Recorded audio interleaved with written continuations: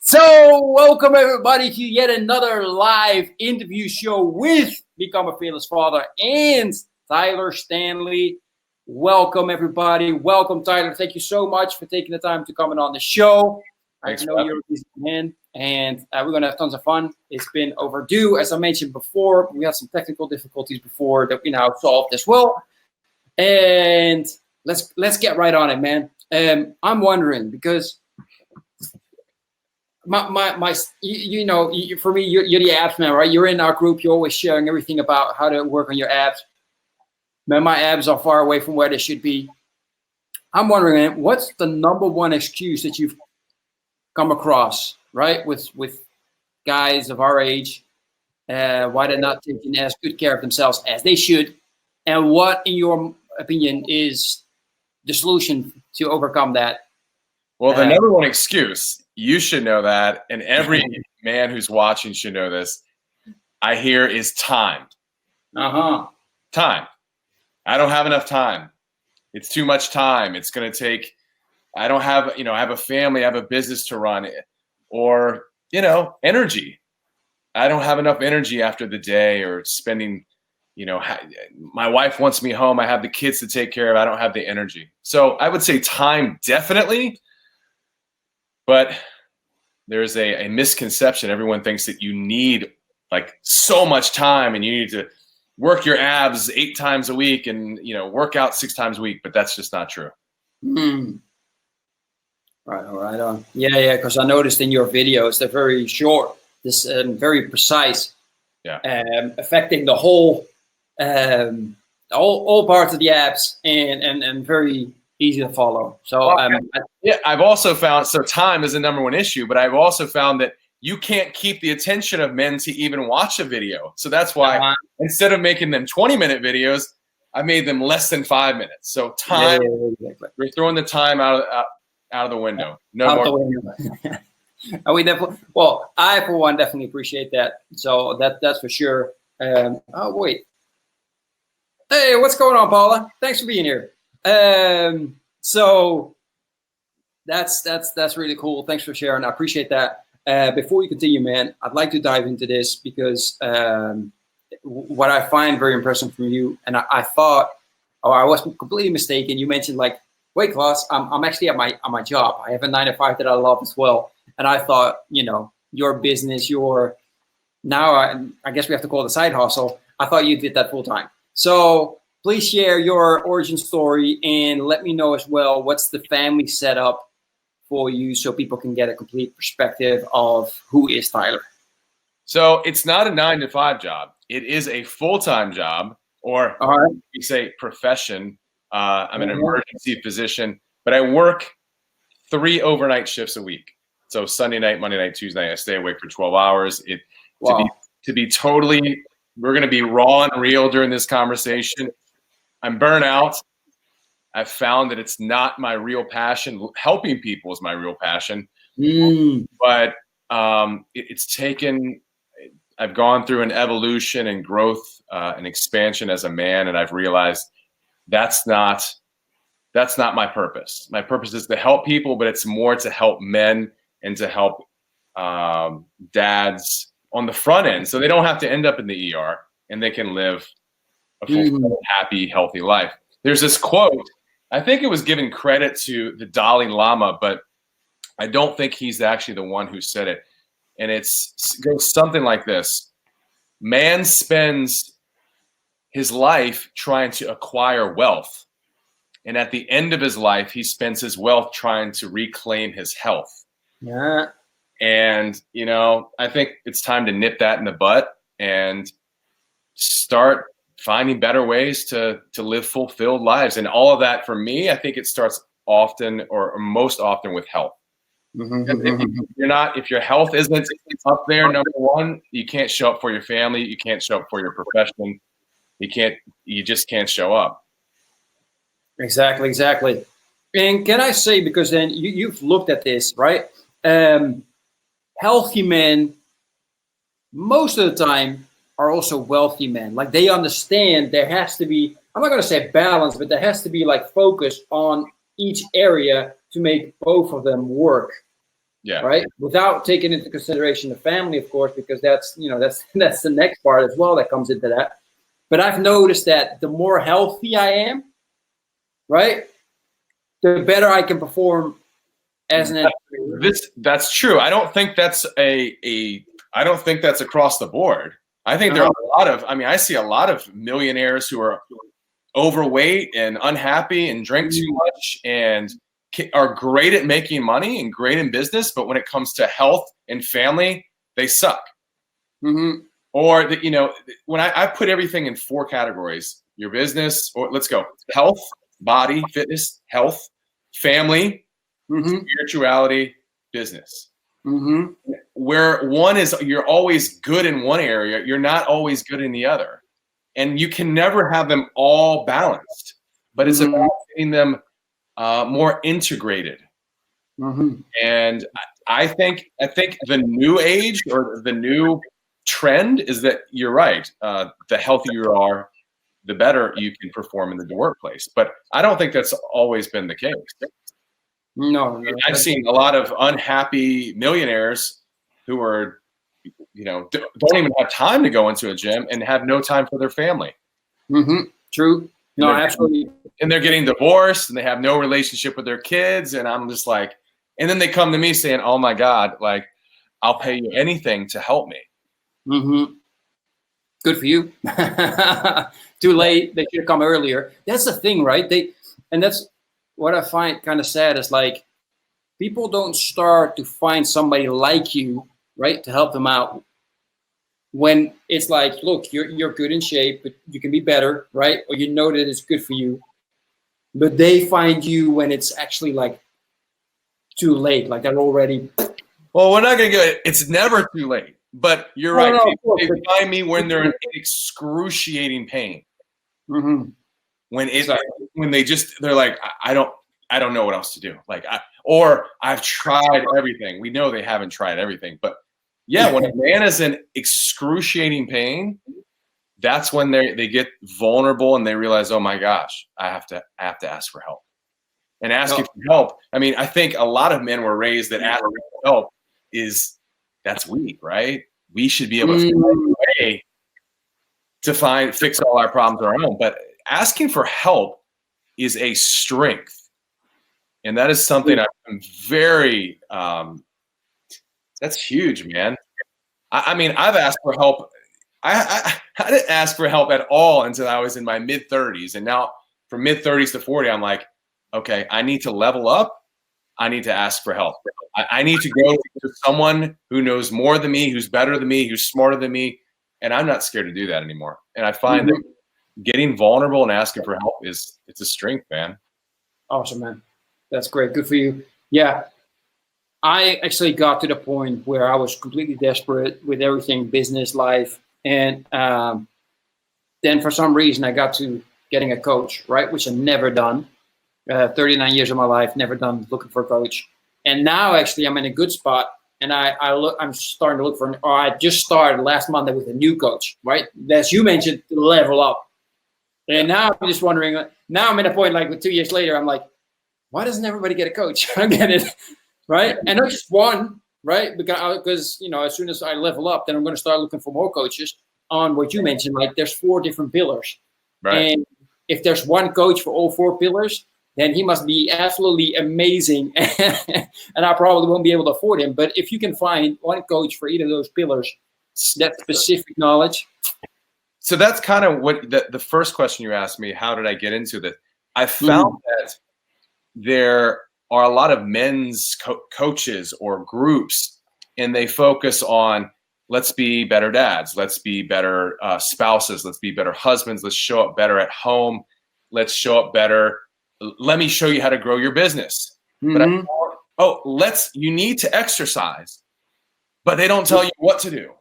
They don't tell you how to incorporate that with limited time without killing your, a lot of the fitness and health industry, it's all catered to like young guys who have a shitload of time, and they're at the gym 6 times a day and they're all about counting carbs and calories. And I'm like, no, we don't have time for that. Show me a dad who has time for that.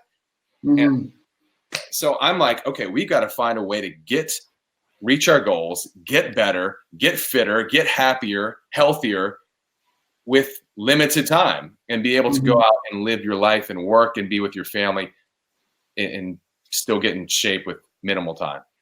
Exactly. I love it. And one of the things that I really enjoyed, and I must admit, I had a really good program, and I injured myself, and I stopped, and I went downhill again from there. But at that one point, my body started to look real good again. And at one point, I saw my wife looking at me when I stepped out of the shower, and it made me feel good. I'm like, "Did you just check me out?" That was her checking you out, and I was like, "Dang, I gotta get back to that again." Now that I think of it, but I'm back on. But sometimes we get injured and stuff like that, and it set me off because it's not. And that's my next question. Sorry, I'm making it a little long, but that's the next question I want to get into. Sometimes it's not only like physical, but it's also mental, right? And for sure. As I mentioned, like something happened. I got injured on my foot. I got a trapped nerve between the third and the fourth toe, making me just not being able to use that foot. However, as you know, I mean, so much more stuff I can do. Just my mindset got knocked, and I didn't want to do it again. Is that something besides just working the body? Is that something that you work on as well with your people? And what will be one of the things in regards to the mind that you can share? This is such a deep question.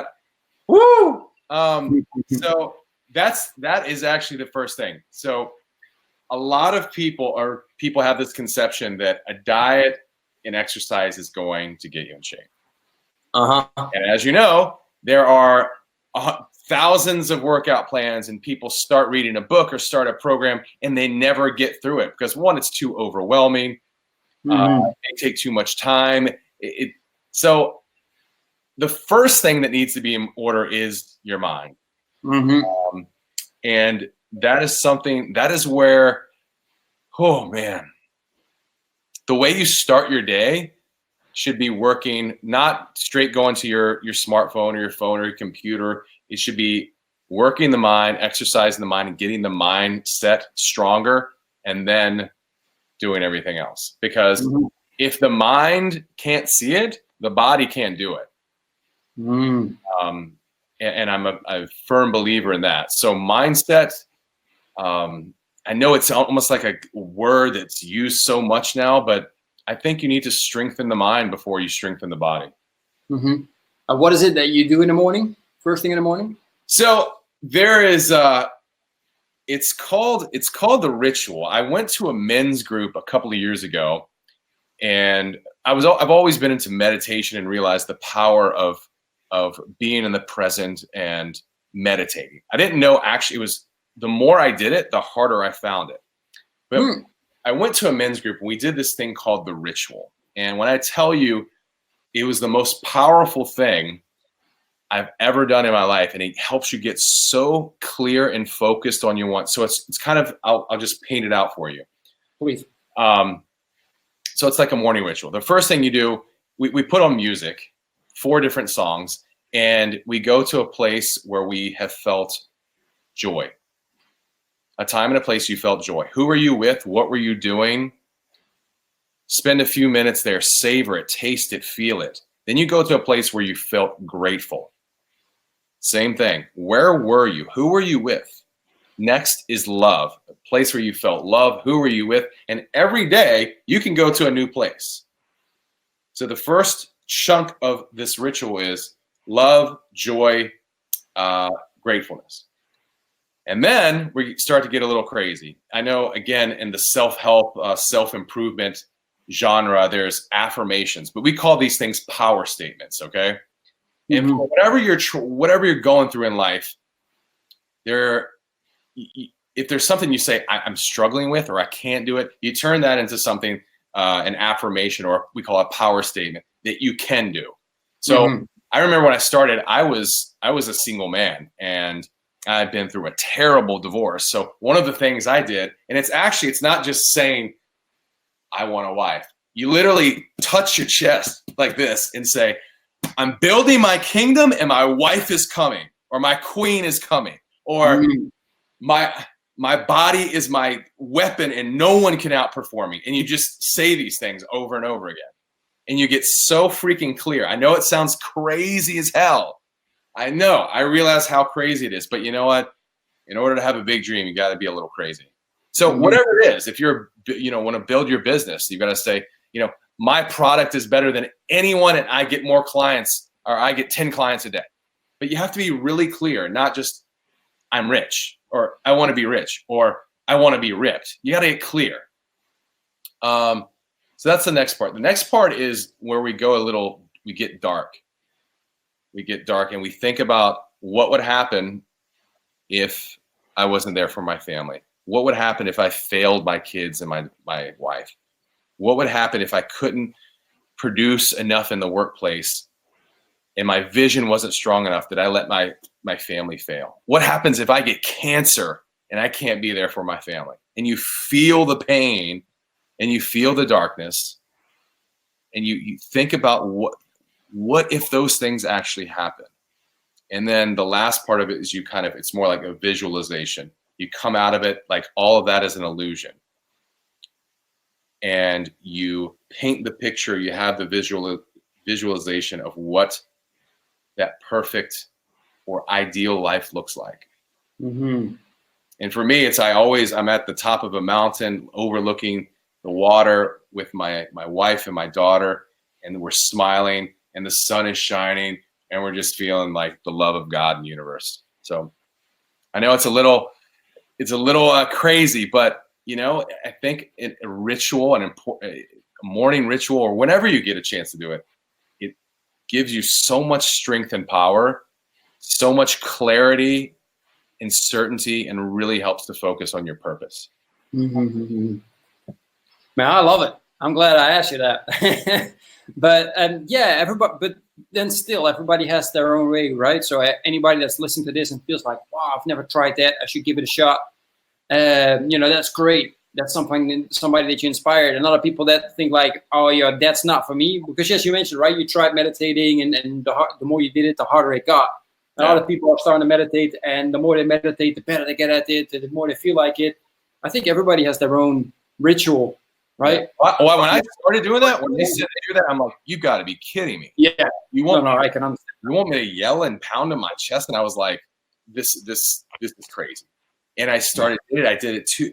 And I started doing it weeks after weeks. I'm like, now I would rather, I'd rather be crazy for 20 minutes and then have a smooth day filled with purpose and clarity than to not be crazy at all and be crazy for the rest of the day.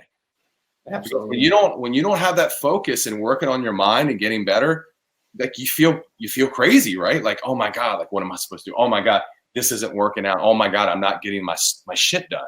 Mm-hmm. I'd rather be crazy for 20 minutes than all day. Yeah, I'll be crazy all day.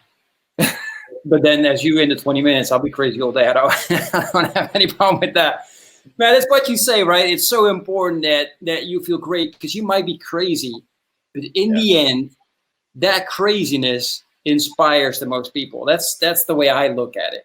Yeah. I think there's a difference between crazy and psychotic. Like crazy is good. Exactly. Psychotics can usually not really. Go on a different path. Yeah, but I agree with you there. I mean, see, I go crazy when I'm with my kids in the playground. Crazy. I see all the parents looking at me like, that dude's nuts. And I'm just like, yeah, I am. And I love it. And hopefully I inspire you. And the other day, look at that, right? I am playing with my son, my 6-year-old, my 3-year-old son, and their friends, an older sister of one of their friends. We're playing hide and seek, right? And no other parent is doing that. No. And then the last day before the summer, summertphones, right? Exactly. But at the last day, I got the other kids so far to ask some other parents to come and join us, and 2 other parents did. Right? That's a win. That means that for me, look, I inspired somebody, at least their kids, to ask their parents as well, because they would never do that. No, you're leading, man. That's a leader. But that's what it is. So crazy is leading. That's it. You summed it up. Leader. That's a leader. I love your craziness. Thank you. How old's your daughter? Just so we have a. Just turned 10 July 1st. So I'll just throw this in there real quick. One of the crazy things, yes, of course, I go to the playground. We work out together. There's an outdoor gym and she's doing pull-ups and all this. But one of the things, this really got me uncomfortable. About 2 years ago, we started taking salsa dancing lessons. And initially it was a group setting and, all these people they're pretty good, but she wasn't going to go. She was just going to do her homework. And the instructor was like, why don't you come dance with us? And since that day, she's gone to every lesson with me. We go 2 or 3 times a week. That's actually where I met my wife. And we all go together. And you've never seen so many crazy looks as when I go to a salsa club with my 9-year-old and we're dancing. All these people are looking like, what is this guy doing? And it took a while for me to kind of go, I need to be okay with him just staring and looking, thinking that I'm crazy for bringing my daughter. But she dances better than most of the women now. It's crazy how these young kids, if you start teaching them this stuff, they catch on way quicker than adults. True. I love it, man. I mean, props. I love it. I actually, that reminds me, because what you're doing is showing her how a man, because I'm sure that's what you're doing as well, how a man should treat her later on, right? Yes, precisely. And that is so important, man. I got 2 boys, right? But I saw somebody share this as well in one of those father groups that we talked about earlier. And he was saying, I am taking, and I think 5 years old, 4 years old, I am taking my baby girl one time every week on daddy-daughter date night, right? Why? Because I want to teach her how a man should treat her by the time she is of that age, right? And I was just like, man, freaking bravo. Yeah. Everybody should do that. Now I gotta step up, right? As a dad of 2 boys, to teach them how to treat a lady, right? How to be prepared to interact with you, right? What if my boys would come at your door and say hey, I'm here to pick up your daughter. I don't want this, right? They're like, because you can't trust somebody that doesn't look you in the eye, right? Yeah. So those kind of things. But, that's for maybe in a couple of years when we do a live interview. I totally agree with that. And yes, I'm showing my daughter what it's like for a man to, you said for a man to treat a woman, but I'm also showing my daughter, I want her to see the way I treat my wife. And even though it's not her mom, I think it's super important for her to see affection, hugging, kissing, showing her what a respectful, loving relationship should be.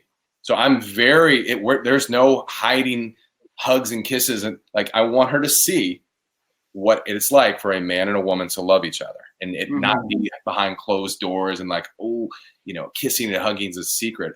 I think it's important that she sees that because she saw her mom and I, which it didn't work out. It was the opposite.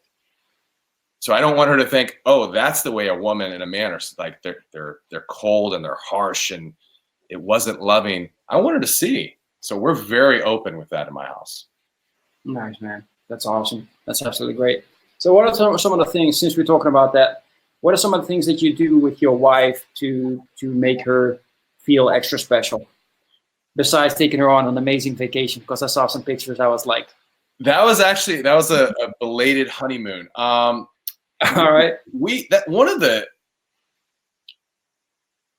first things we talked about was being raw and real with each other.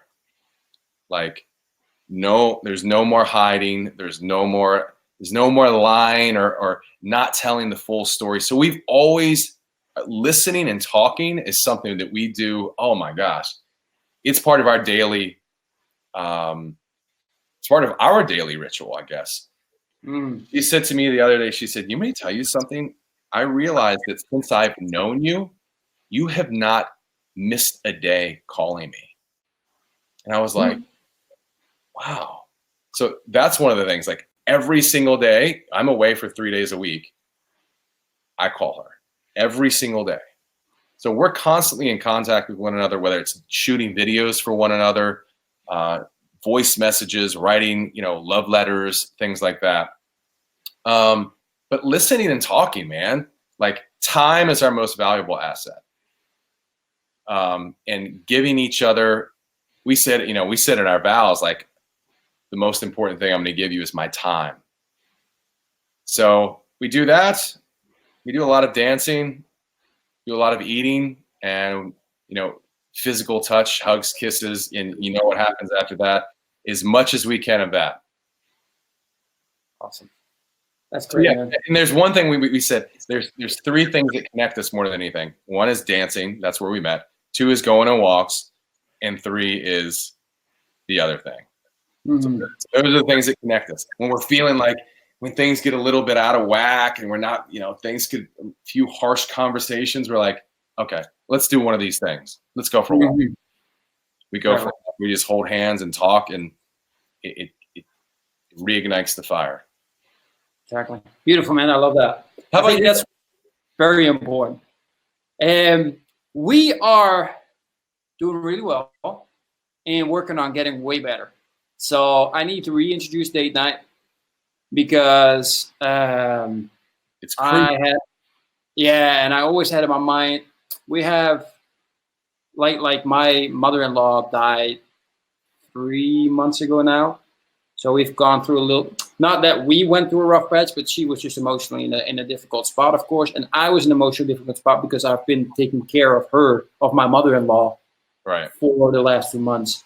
And I still, it's still difficult sometimes. Like I was thinking about her today, about my mother-in-law. I'm like, man, I built such a connection with her in the last 2 months, taking care of her, doing everything, right? Because she couldn't do anything anymore.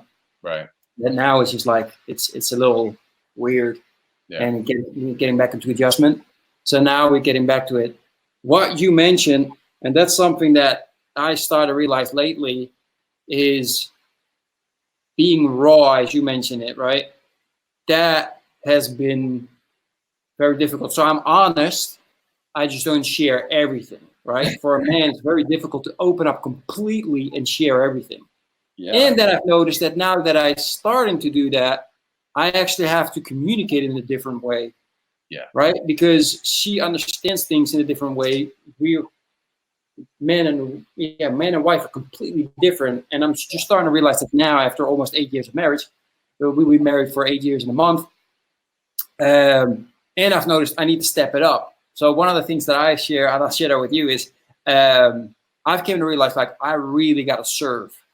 Like, I'm serving my audience, right? I'm serving my clients.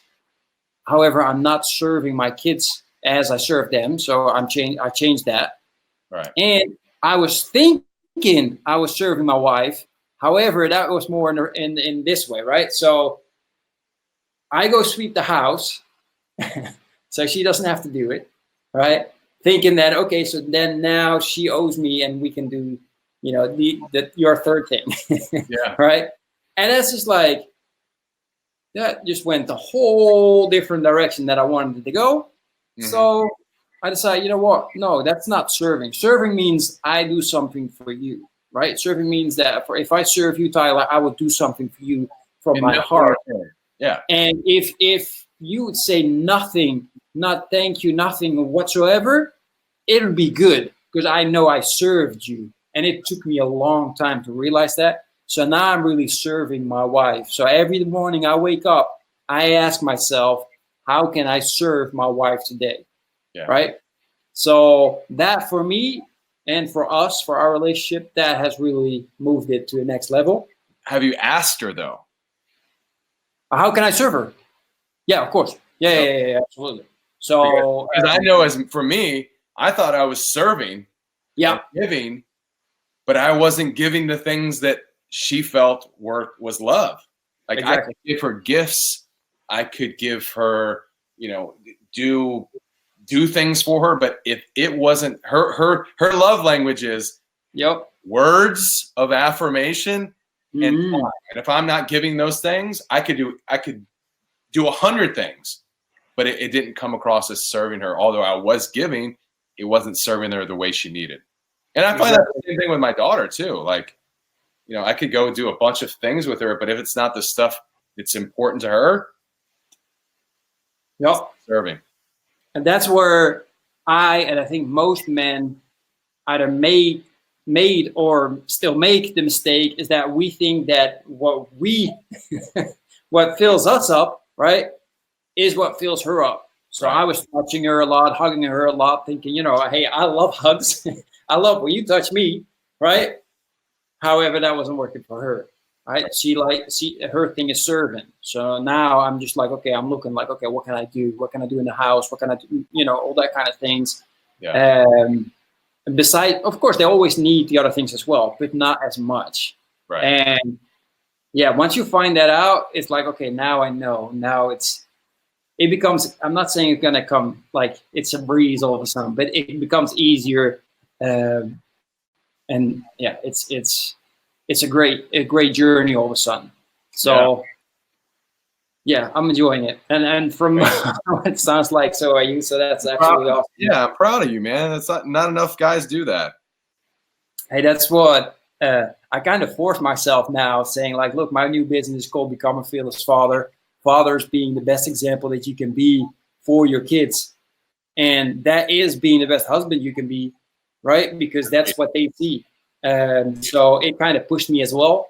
Yeah. And sometimes it's like, sometimes I don't want to. Like I wanted to almost write you earlier. It's like, dude, man, I'm having the worst day. It's so hot here. I'm really feeling horrible. Thinking like, if I'm going to write you that, then you're going to come on the show with a certain energy, right? Thinking like, ooh, how's he going to be? And I'm going to be coming on the show with a certain energy as well. And I can't do that because I got an audience that knows how high my energy is, right? Yeah. For some reason, every single time I come on, it's like, okay, game time, boom. And then I can come on with high energy. So I don't know about you. I find that too with life. Before I come in the house, I have to give myself a minute and go, okay, I'm not in man mode. I'm not in doctor mode. I'm not in business mode. I need to be in husband mode. What does that look like? Who do I need to be before I walk in this door to show up for her or my daughter? Okay, I need to be out of selfish mode, working on Tyler mode.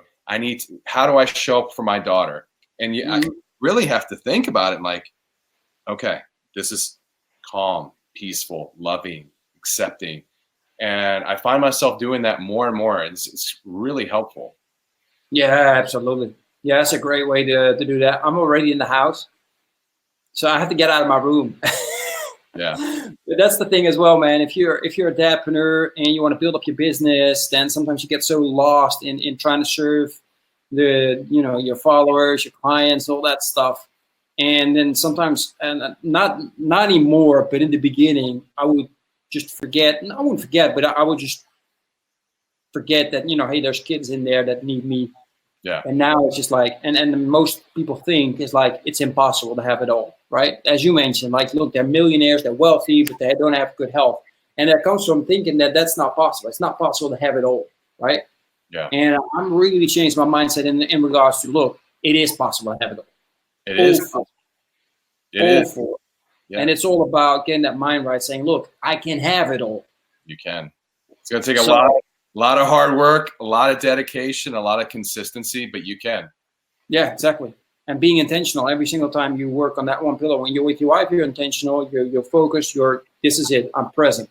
And that one was difficult because, as you mentioned, that's why that's really powerful what you're saying. It's like before I'm in the door, I take a minute, I'm sitting like, okay, how do I need to show up right now? That's so powerful for any dadpreneur, father, anybody that's listening right now. Because most of the times we come in with that energy from work. Most of the time, 70% I've understood don't like their job, aren't enjoying that, and that energy is coming in, and you're bringing that energy, that tension into your house. Exactly. Man, your wife's gonna feel that. Your kids are gonna feel that. Yeah. The whole energy is gonna drop. If it was up already, right? So yeah, man, that's powerful. So great on you. Man, we're going all over the place except on number of questions that I had. I love it. It's better. Go I love it. Whatever, man. I'm an open book. No. I love it. So let me ask you this, man, because you focus on dads, right? Yeah. But you just mentioned something, and I think that's from you being active. Now all of a sudden you also salsa dancing with your daughter, right? So what are some of the other ways that you've heard from, for example, your clients? It's like when they started on this journey of improving their health, what are some of the other things that really affected their surroundings in a positive way, of connecting better with their kids, connecting better with their wife, doing things together? That's interesting you asked that. I think everyone has their own thing. I'm not sure I understand the question exactly, but I find that when the men start taking better care of themselves, they're more creative in finding things to do to connect. They're just happier and fulfilled overall, and they find better ways to do that. You know, the guys that come to me again, that they feel terrible about themselves. You know, and you mentioned something, your wife was checking you out, but that's a common thing. I mean, almost more than half, 3/4 of the guys say, I'm scared I don't want to take my shirt off in front of my wife. Or, you know, and we get really raw and real, and they're talking about, you know, body parts not working like they used to. And confidence is just zapped out of them. And when you get that confidence back and that certainty and that clarity, the connection with the kids and the wife is so much better. Energy levels are better. You go out and you do fun things. You go to the beach, you go for walks, you go on bike rides, you go to, you know, make dinner at home, things of that nature. So yeah, I still think it's important to feed your cup before you can start feeding other people's. And that a lot of that comes with the mindset also. So I'm not sure if that answered your question. Yeah, exactly. No, when I was talking about my question, it kind of came out not the way that I wanted it, but you answered exactly what I was looking for. So I appreciate that. Yeah, that's exactly what I've noticed as well within our house. That's why I'm focusing more and more. I've also noticed that with my wife, because she works a full-time job, and she doesn't have, well, her excuse for not working out is time as well. And at a certain time, I was saying, like, look, you come home, right? I take care of everything. You take those 30 minutes to do something. Find some exercise on YouTube. That's a short workout for you that really works. And when she was doing that, I noticed, like, you know, her energy was going up instead of what she was scared of, like, going down. And she was just getting more active and stuff like that, which was really cool with the kids also. She was starting to play tag with all of us, which is a lot of fun. Yeah. But yeah, that's what I meant, right? You get that connection, and you start creatively seeing, like, okay, what can we do as a family that's fun? We can do more stuff now because, you know, we can walk longer. We can go to crazy zoos, amusement parks, stuff like that, and just walk for hours with nobody getting tired. And one of the things that I really enjoy now that, you know, we're improving is we all do yoga together. Oh, that's great. Kids yoga. Which is a lot of fun, especially now in the summer. I'm here with the kids, and the kids just love it. So that we set our yoga mats up here in the kitchen, and we'll have it on a YouTube video, and we'll do it together. So it's cool. That's awesome. That's awesome. Yeah, your daughter's a little older for Cosmic Kids. I think it's 8 or 9 or no, 6 years old, 7 years old, something like that. But it's really cool. They do stories. And they make you go through story like Star Wars. Well, we watch the Star Wars, but they have also, I think, Harry Potter and all those kind of stories, My Little Pony, etc., whatever you can think of. And she enacts it doing yoga poses by telling a story. Yeah, it's really cool. So we're really enjoying that. What are some of the other things, man, that you do with your daughter to create everlasting memories? So I told you, we go. This is what we do. We work out together. We go on bike rides probably twice a week. Oh, nice. In between the bike rides, we'll stop and we'll kind of talk. And we, you know, I get kind of deep with my daughter like I do. Oh, there he is. I get deep with my daughter like I do with my wife.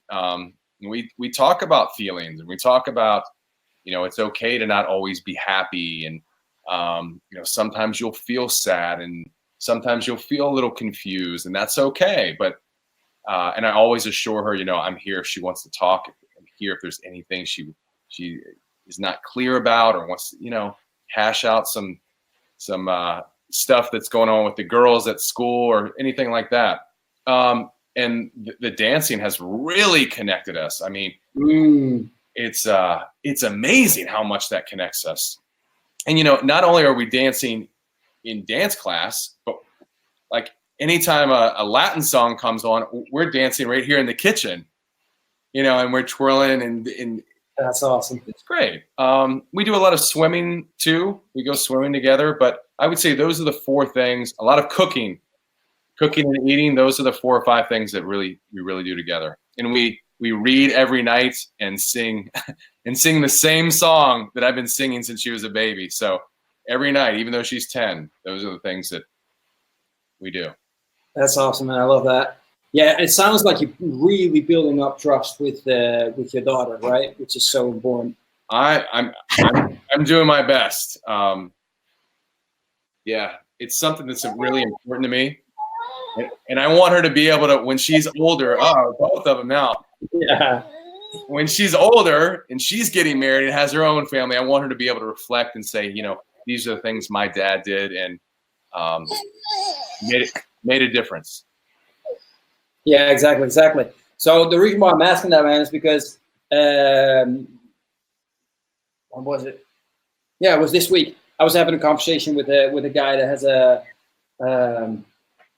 daughter as well, but a lot younger. I think his daughter's 3.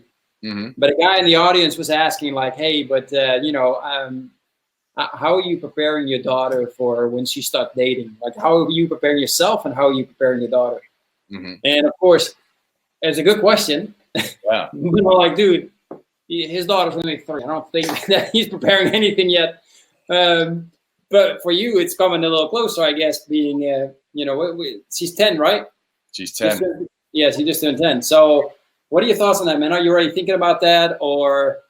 I've been thinking about that for years, man. Especially when she popped out and she was like this beautiful, cute, adorable little kid. I was like, oh man, I need to really step up my training. But, you know, it's difficult. I see the way I want to be when she gets to that age, and then I know there's reality how I'm actually going to be. I mean, I want to be accepting and I want to be understanding, but I also want to protect her. And sometimes protecting her can be letting her go and letting her go and do this thing or go out. But for me, man, I'm like protection dad mode.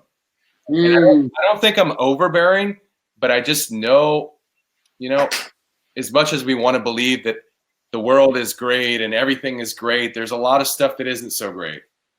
And if I'm a little bit more protective than I should be, who knows what should be and want to be. I don't even know what that really is, but I'd rather be a little bit more protective than not enough and to have something not great happen.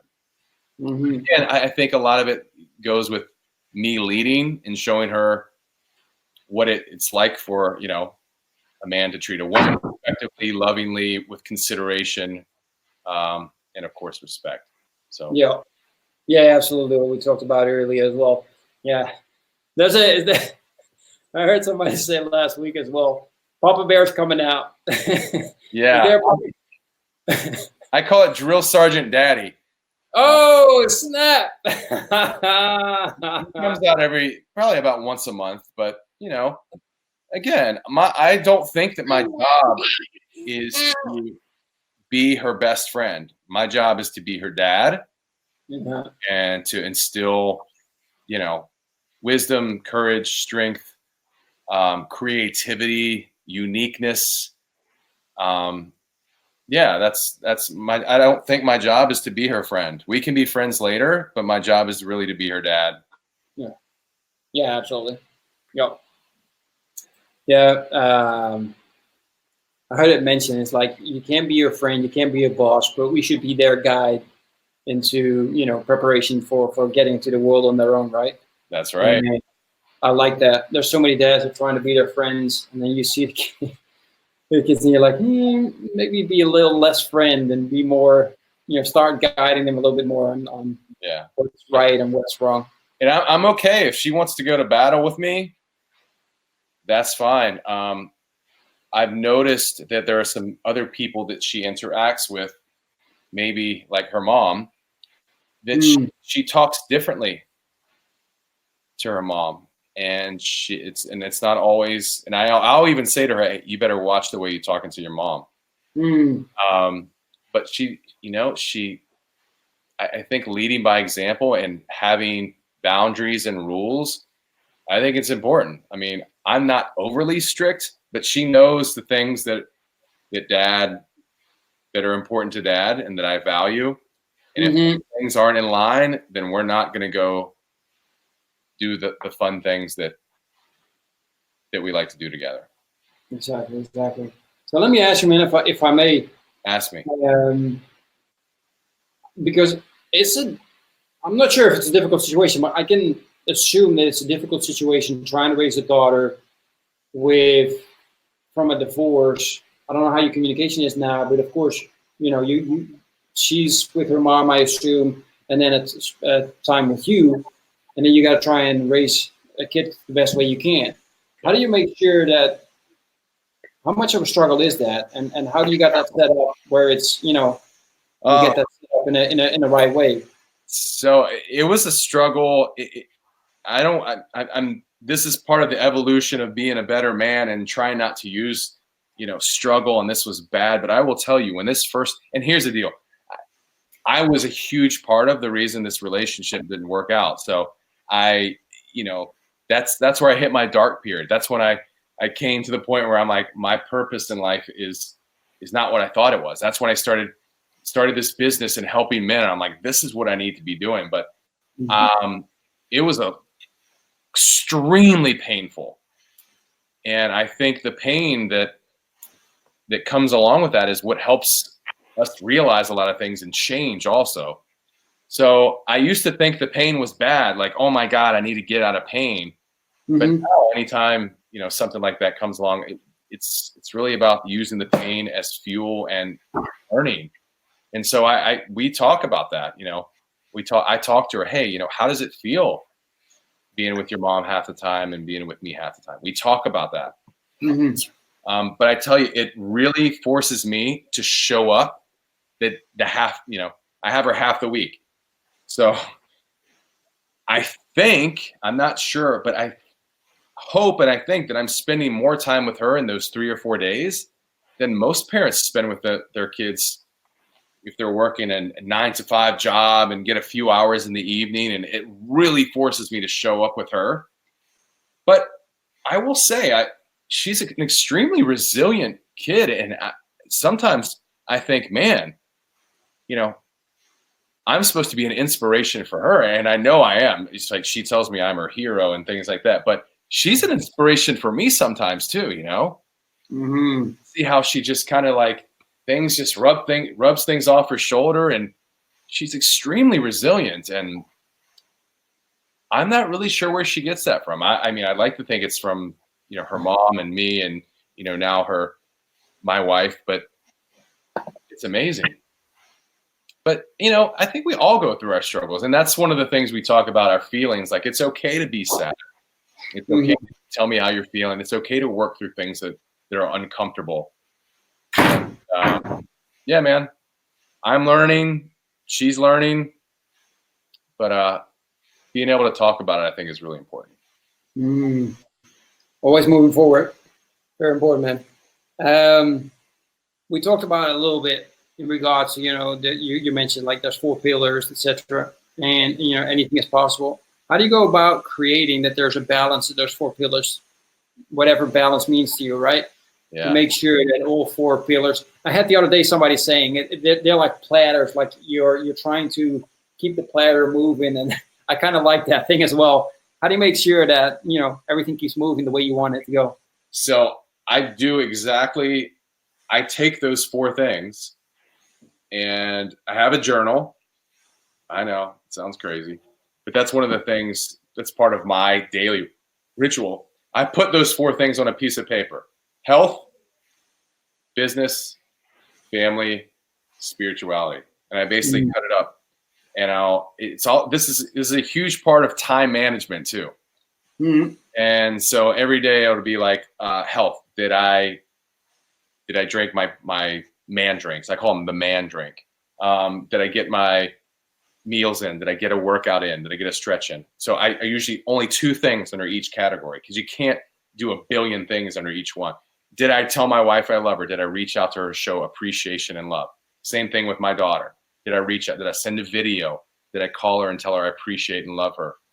Then I go to business. Did I do something to learn for my business? And did I do something to teach, whether it's doing a video or something educational? And then I go to spirituality, and that a lot of that has to do with the meditation, the ritual, the journaling. So I make sure that every single day I'm pouring into those cups, those 4 pillars. Right on. I hear you. So let me ask you this then, in regards to say, did I learn today? What are some of your go-to ways of learning? And I'm always interested in, well, let's start with that. What's your go-to way for learning? It depends. If it's if I'm working on, marketing or, a funnel or sales or anything like that, it's looking at other people's stuff. It's thinking, creating, writing down, thinking of ideas, even doing little videos and not posting it anywhere. Like, oh, wow, how did that come across? But learning, podcasts, books. But I find that the best learning is when I journal, man. When I write down and put down new ideas, and I'm brainstorming, and I call it chunking, like just whatever comes to mind. Oh my God, that could be a great idea. And I write it down. And then the next day I'll look at it and I'm like, I can scratch that. Oh, that was a good idea. But it's based on the project that I'm currently working on. So I would, if I'm working on a new plan or a new program, it's most of the learning deals with that. Now, if it's mindset, if I'm feeding my, the mind thing, it's most of the time it's books. Because I think watching a video, I think it could be inspirational, and I think it could be good, and I think it can give you ideas. But for me, it's if you're able to watch a video or read a book and then put it into action. If you can't put it into action, it's worth nothing. Like, if anyone can watch this video or interview and able to take one thing away and actually do it, that's great. If they just watch the video and go, oh my God, I didn't get anything from that. Or that was really cool, but that sounded a little crazy, Exactly. You took away my line the way I end my live interview. So thank you for that. Yeah, I always say that. I finish saying, like, look, if you got anything out of this, you must take action, because if not, then it doesn't, you wasted your time watching this live interview. So thanks for that. No, awesome, man. I love it. So that's it, man. I'm going to share a little bit. I had prepared, like I would share people the website. I can't do that live right now because we had a problem, and I had to quickly go live on a different page that is working. Share with us, man. What's your business called, and especially what's your long-term vision? What are you trying to achieve for yourself and for your clients? That's a great question. It changes.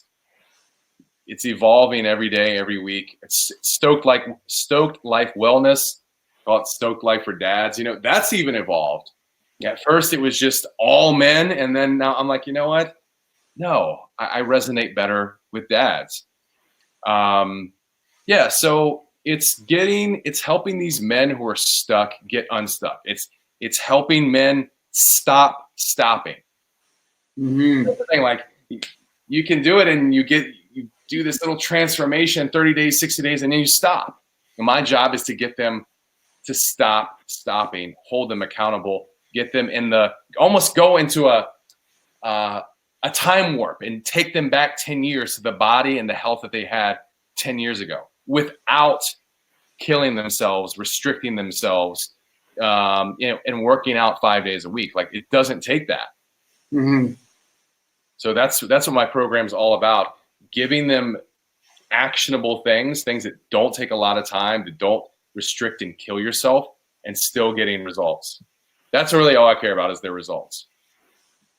But vision. So I'm planning a retreat coming up. I'm actually already started planning. It's going to be at the beginning of next year, and we're going to bring these guys from around the country. And there's a couple guys in Australia and Wales, and bring them all together in one place. And we're gonna go deep. It's not going to just be exercise and workout, nutrition. I mean, we're going to do, some mindset stuff and get a little crazy, act like men. That's awesome. I like that. Can't wait to have my retreat vision come to life as well. That's really cool, man. So what is it one-on-one coaching, or is it group coaching? What's the possibility? So it's one-on-one, but we're also, I think a huge part of health and fitness is to be part of an environment, be part of a culture. Because if I'm just on a call or messaging them once a day, that's not enough. Unless you're like a super crazy high performer, you can get on there and coach someone one-on-one. But I think there needs to be the one-on-one aspect where you're messaging and getting on calls once a week, once every other week, but also put them into a group of guys that are going through the same struggles, going through the same challenges. So they can feel like, oh my God, I'm not the only person going through this. And even have the inspiration and motivation of the other guys. So yeah, it's one-on-one, it's group, it's not just one. But yeah, I mean, the environment is huge, because if you're at home and your wife is kind of like beating you down, like, oh, you know what, I don't want you doing this, you're spending too much time away. Like, you've got to be part of an environment that's going to help to lift you up and keep everything even. So exactly, absolutely great, man. Thank you for sharing that. So for all the Dadpreneurs watching right now, having more questions or wanting to join or check out some more, what are the best ways to follow you and get in contact with you? So yeah, on Facebook, it's Stoked Life for Dads, Tyler Stanley, Stoked Life for Dads. And there's stokedlifewellness.com. And then on Instagram, there is Tyler Stanley _dadbod. Not sure how I feel about that sometimes, but we're fighting. I'm trying to fight the dad bod, and people say that, oh, I like the dad bod better, and I think that's a bunch of horse shit. So yeah, there's that. And then on YouTube, just Tyler Stanley. You can find me there, and there's hundreds of videos. Awesome. Excellent, man. Thank you for sharing that. For all the people that have been watching, listening to the replay on podcast or YouTube, these links, you can find them in the description. Just click on them, join them, reach out to him. As you've heard, Tyler's absolutely amazing. I've been chatting for him for a while. He's in our group and sharing some amazing app videos there as well. Plus in other groups, you've probably seen them by now. If you're in the dad group, you must have seen them, because if not, then you're not paying attention, in my opinion. But anyway, Tyler, thank you so much for coming on the show and sharing it so openly with us. I really appreciate it. Everybody else, thank you for being on, taking the time. And I'm going to repeat it anyway, even though Tyler already said it. If there is any golden nugget that you got out of this, take action. Don't sit there and write it down and don't do anything with it, because you just wasted an hour of your life. And that's not what we're about. We want to give you value and then push you towards taking action with it, even if it's just with one thing, man. That will make you move forward. So I appreciate you all. Have a fantastic day, and we will see each other again next week during some live interviews. Take care. Bye-bye. Are you still meeting up with your friends now that you're a father? Kids making you stress out. You got no time for yourself to work out, read, or relax. Can you still remember the time you were hanging out with your friends, feeling energetic, happy, and confident? Spending time together and talking about your life and your crazy dreams. You're feeling alone now, don't you? No one to share your challenges with, and you're just running around from one storm into the next. Well, it's time to change this now. Join me and the Brotherhood of Fearless Fathers to speak on a weekly basis with like-minded dads to crush your challenges, face your fears with determination, be held accountable, and regain control of your life. If you want to become the hero your family needs you to be, then go to becomeafearlessfather.com/brotherhood. I'm looking forward to seeing you on one of our next calls.